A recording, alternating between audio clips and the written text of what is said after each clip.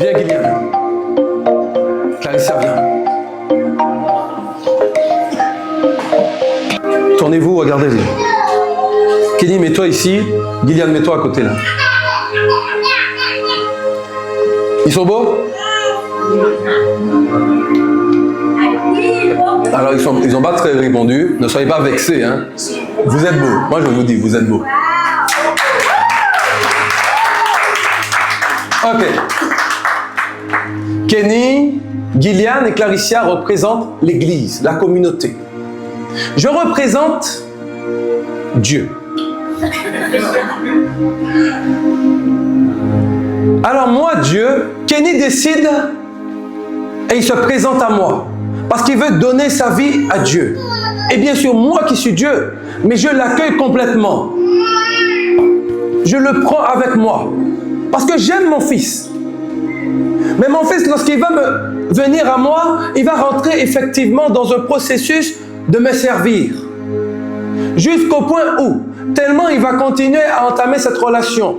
Il va prier, il va me parler, il va me louer, il va me rendre gloire et tout. De serviteur, il va développer un caractère de fils. Parce que la différence entre Kylian et le serviteur quand il arrive, il va venir servir et il va rentrer chez lui. Or, le fils demeure. Le fils demeure avec le Père. Et dans sa relation avec moi, il développe cela. Alors Kenny est ici dans l'église, il vient, il s'assoit, il loue, il sert. C'est un fils, il est chez lui. Même lorsqu'il part, il demeure toujours parce que l'esprit demeure en lui. Et Kenny vient ce jour-là à l'église, il est assis à côté de Gillian. Il est lié avec moi. Je suis lié aussi avec Gillian. Gillian a donné sa vie à Christ, Clarissa aussi. Mais ce jour-là, imaginons, voilà, je suis ici. Clarissa, approche-toi un peu. Je suis lié avec ces trois personnes. Bon, j'ai pas trois mains, allez.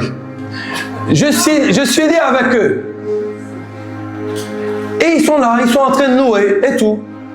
Et moi, sachant que je suis lié à Gillian, je sens que Gillian aujourd'hui, il y a quelque chose qui pèse sous son cœur. Alors je vais dire, dans toute ma liaison que j'ai avec Kenny, prie pour ton voisin.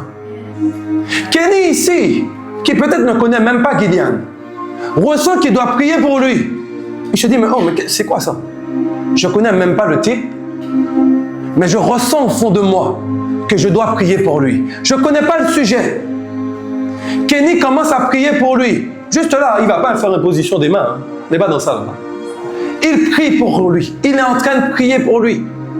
Seigneur, aide ton fils, aide ton serviteur, que tu puisses le fortifier, que tu puisses l'équiper, relève-le s'il est fatigué. Il est en train de prier pour lui. Mais parfois, Kenny ici, il peut être aussi, du moins il peut se dire, mais je ne suis pas forcément légitime à prier pour lui. Même moi, j'ai mes propres combats. Seigneur, est-ce que tu penses vraiment que c'est à moi de prier pour Gillian? Prie pour lui. Il va le faire quand même, il va prier. Mais Dieu connaît aussi tes combats. Dieu sait ce que tu peux et ce que tu ne peux pas faire. Dieu vient parler à Clarissa et lui dit simplement, intercède. Il ne lui parle pas de Kenny.